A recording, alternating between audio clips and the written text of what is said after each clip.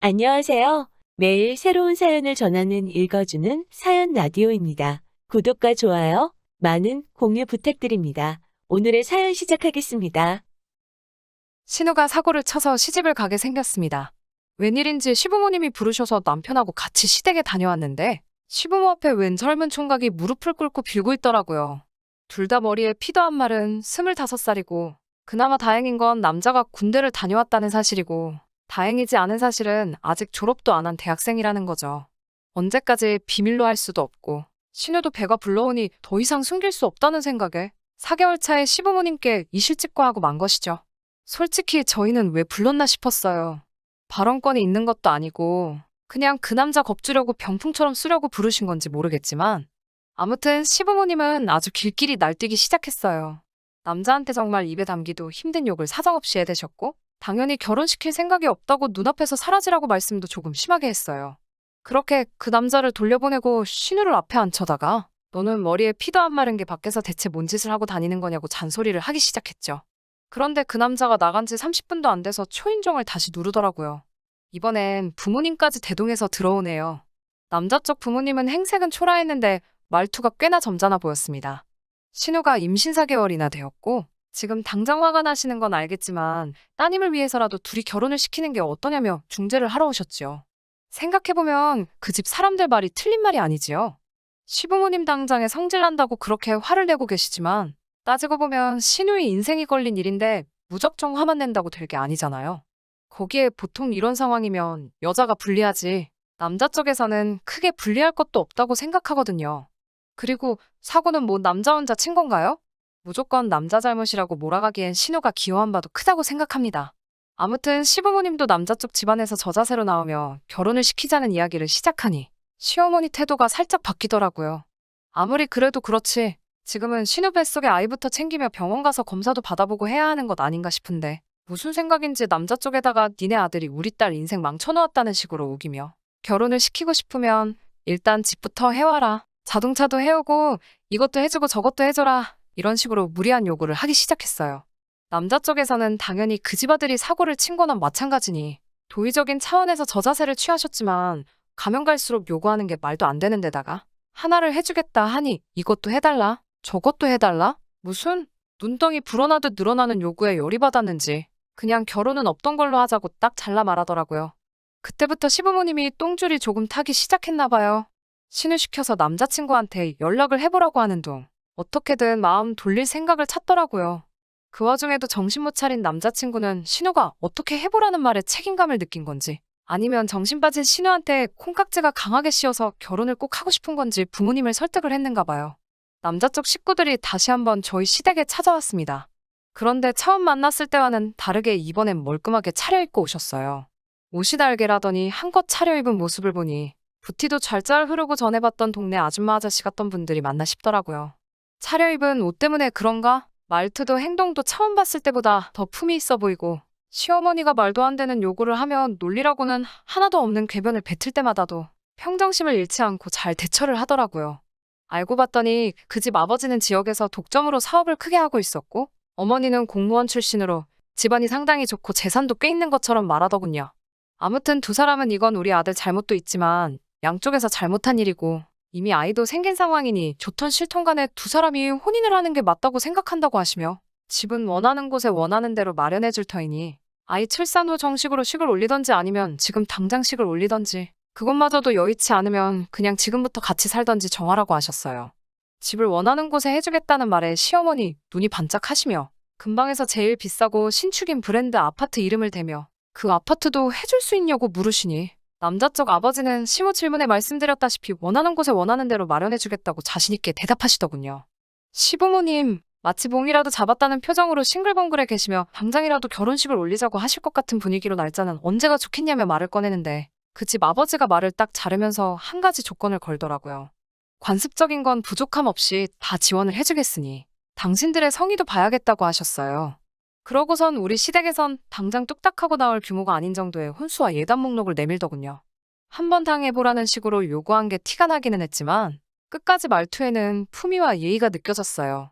저자세로 나오는 그분들을 우습게 보고 갑질 아닌 갑질을 하면서 한몫 뜯어내려는 심보가 눈에 보이니 아예 남자 쪽 집에서 우리 시부모 형편을 알고 한 방 먹이기 위해 작정을 하고 제안을 들고 오신 거죠.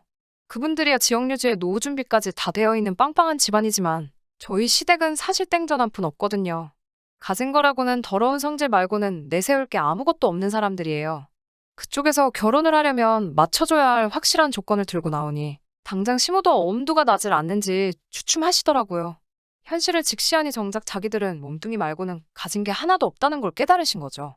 시부모님이 그분들 제안에 어떻게 할 수 있다, 없다 가타부타 대답을 하지 못하고 있으니 순식간에 상황이 역전이 되어버린 거죠. 그 집 사람들은 그렇다면 언제까지 결정을 내리고 다시 이야기하도록 하자고 말하고는 통쾌한 표정으로 유유히 자리를 뜨셨어요. 시모는 허탈한지 닥쳤던 개마냥 현관문 쪽만 바라보고 있더라고요. 하지만 이 모든 상황을 옆에서 지켜보는 제3자인 제가 볼 때는 다른 건 모르겠고 신우 뱃속의 아이만 불쌍하더라고요. 엄마와 할머니가 될 여자가 태어나지도 않은 자신을 가지고 계산기만 두들기고 있다는 걸 알면 얼마나 마음이 아플까 싶었습니다. 제가 시집 올 때도 많이 힘들었어요. 시댁 정말 가진 것 하나도 없으면서 요구하는 건 더럽게 많았어요. 당시에 아버지 사업이 잘 안 풀려 집안 형편이 어렵던 시절이라 저희 쪽에서 해갈 수 있는 게 거의 없었어요. 하지만 시댁도 요구하는 거에 비해 뭐 하나 해줄 형편이 안 되었기 때문에 그냥 양쪽 다 집안에서 지원받는 건 없는 걸로 하고 남편과는 단칸방부터 시작하기로 했었어요. 피차 저도 남편도 서로 해온 건 없는데 저는 결혼 생활하면서 시댁 간섭도 많이 받아야 했고 별 쓸데없는 일로 종로를 식모노릇도 해야만 했어요. 그래도 묵묵히 살았지요. 남편 하나만 바라보고요. 단칸방 생활 시작했지만 둘이서 힘을 합쳐가며 지금은 전셋집을 구해서 살고 있습니다. 그때까지는 제 남편이 없이 자랐어도 저를 지탱해주는 든든한 동반자라고 생각을 했어요. 저희가 전셋집을 구한 시점쯤부터 해서 친정아버지 사업이 잘 풀리기 시작했어요.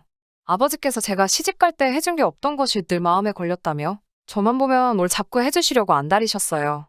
애초에 없이 시작한 거 저는 필요가 없다고 거절을 했더니 전 그렇다면 아파트를 한 채 해주겠다고 하시더라고요. 물론 당장은 그 정도의 목돈이 없으니 무리이고 조금씩 돈을 모아서 대출 없이 한 번에 구해주겠다 하셨습니다. 그런데 그 약속을 하시면서 저에게 남편이나 시댁 식구들한테는 집을 구해줄 때까지는 비밀로 해달라는 당부를 하시더군요. 이유를 물었더니 저보고 알지 않느냐고 결혼하기 전에도 그쪽 집안에서 돈을 가지고 얼마나 유난을 떠셨는데 집 해준다는 사실을 알면 집은 고사하고 저한테 남는 게 아무것도 없을 거라며 제가 남편을 얼마나 신뢰하고 사랑하는지는 알고 있지만 아버지 말 한 번만 믿고 이것만큼은 비밀로 해달라 하셨어요. 남편에게는 말해도 되지 않나 싶다가도 저도 시모에게 당했던 게 있으니 조심해서 나쁠 건 없겠다는 생각에 그렇게 하기로 했고요. 이번 신우의 일도 사실 제가 친정아버지께 부탁하면 어느 정도 도와줄 수 있었지만 일부러 관여를 하지 않았어요. 하다 정 안 된다면 그때 가서 제가 조금이나마 보태줄 의향은 있었지만요. 그런데 시어머니는 당장 남자 쪽 집안에서 요구하는 걸 맞출 수 없다는 생각에 많이 화가 나셨나 봐요. 그 상황에서 남 탓을 하기 시작하더라고요. 남 탓이라기보단 제 탓을 하셨죠. 며느리라고 하나 있는 거 이럴 때 도움도 안 되고 쓸모가 없다고요. 그러면서 제가 아이가 없는 걸 가지고도 뭐라고 하시더라고요. 아직 때가 되지도 않은 신우는 벌써부터 아이를 가졌는데 대를 이어야 할 며느리는 임신도 못하고 저러고 있다고요.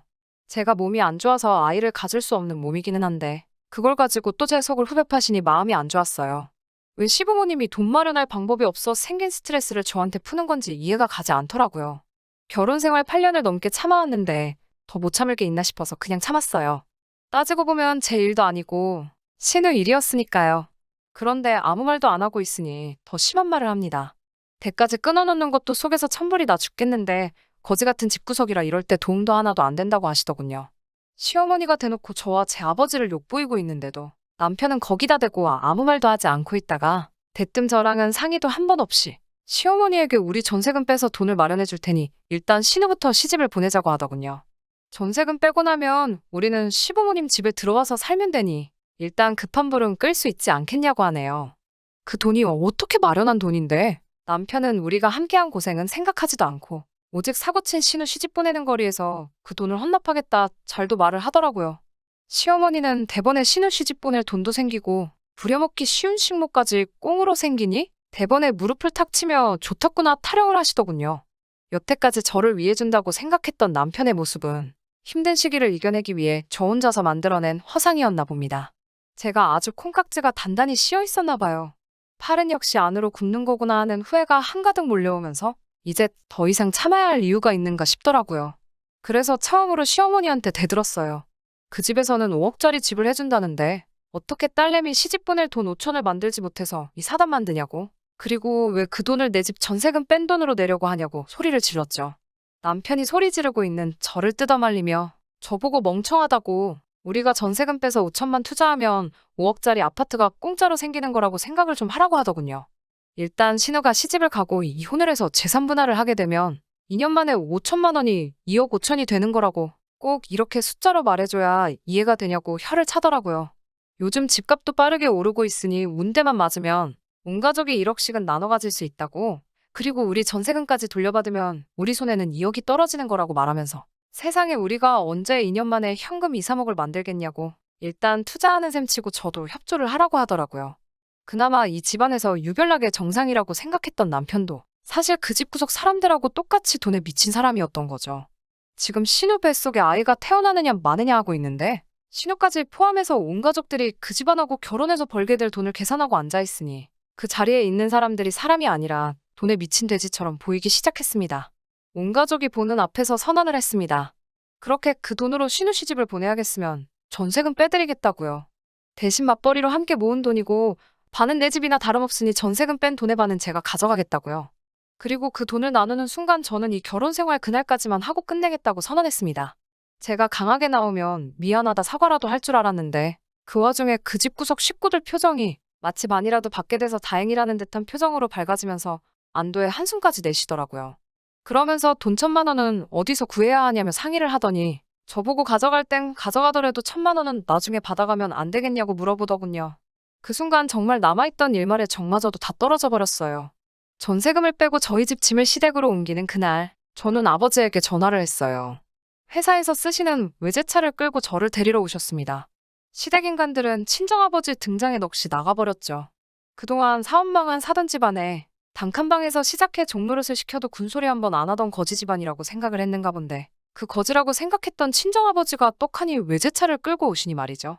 아버지는 저를 데려가면서 시댁을 향해 그 돈 없어도 당장 사는데 아무 지장은 없지만 거지 같은 집구석에 단돈 1원도 묶여있는 꼴은 보고 싶지 않으니 늦지 않게 계좌에 넣으라고 하시더군요. 그깟 5천만 원, 내 딸아이 사람 대접만 해줬어도 내주는 건 문제도 아닌데 결혼할 때부터 사람을 돈으로 생각하는 그 모습이 온 가족이 아주 다 똑같은 사람들이라고 손가락질을 하셨어요.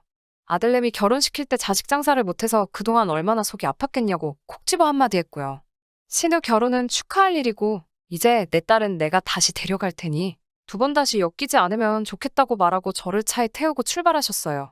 아버지 차론 미러로 그 작자들을 슬쩍 쳐다봤죠. 어쩔 줄 모르고 멍하니 서서 멀어지는 아버지 차만 바라보고 있는데 차가 멀어지는 만큼 똑같이 멀어지는 남편과 시댁 식구들을 보니 참 오만 가지 감정이 오고 가더라고요. 어려울 때 가장 힘이 되는 건 남편이 아니라 가족이었네요. 제가 참 어리석었어요. 언젠가 볕들 날이 오겠지 싶어 참아온 허송세월이 안타깝기만 하더라고요. 그래도 이제 다시 부모님과 함께 살게 되니 저는 다시 집안의 공주님이 되었네요. 아버지 출근하고 적적하신 어머니 말동무가 되어주고 일 끝나고 지치신 아버지한테 애교도 부려보고요. 내 존재가 이렇게 소중할 수 있는지 새삼 깨달았습니다. 후기라고까지 할 건 없지만 얼마 전에 남편이 용서를 구하며 연락이 와서 최근 소식 한번 전해드려요. 신우는 그렇게 조심성 없이 까불더니 결국 유산을 했다네요. 인과응보라고 해야 할까요? 오고 가던 결혼 이야기도 순식간에 사라지고 남자 쪽에서 병원비 내주는 선에서 마무리를 지어버렸다고 합니다. 신우가 파혼을 하고 자기도 많이 반성을 했으니 다시 합치자고 제안을 해오네요. 제가 원한다면 시댁과는 아예 인연을 끊고 살겠다고요. 저는 다 필요 없다고 대답했어요. 신우가 그렇게 된 것도 너가 나를 잃게 된 것도 전부 자업자득이라고요. 신우도 애초에 남자 쪽 제안을 받아들였으면 적어도 결혼을 해서 적당한 지원을 받으며 살고 있었겠죠. 남탓만 하는 사람들이 애초에 자신들이 일을 해결할 생각은 하지 않고 남이 덕만 보려고 하는 건 양심이 없는 거라고. 이제 2번 다시 저한테 연락할 생각 하지 말고 그렇게 자식 장사해서 어디서 호구라도 물어서 인생 역전 제대로 한번 해보라고 하고 전화를 끊어버렸어요. 바닥부터 시작해 8년 동안 함께 고생해가며 많은 정이 들었던 남편이지만 저한테는 이제 그 어떤 후회도 남지 않네요. 이대로 제가 다시 다른 사람을 만나지 못한다고 할지라도 저는 저에게 새롭게 주어진 인생의 막을 살아야겠어요. 긴 이야기 끝까지 들어주신 분들 너무 감사드립니다. 가정에 언제나 평안과 행복이 뜨시고요. 저는 이만 사연 줄이도록 하겠습니다. 긴 이야기 들어주셔서 감사합니다. 오늘의 사연은 여기까지입니다. 구독과 좋아요, 알람 설정해주시면 앞으로 더 좋은 사연으로 찾아오겠습니다. 감사합니다.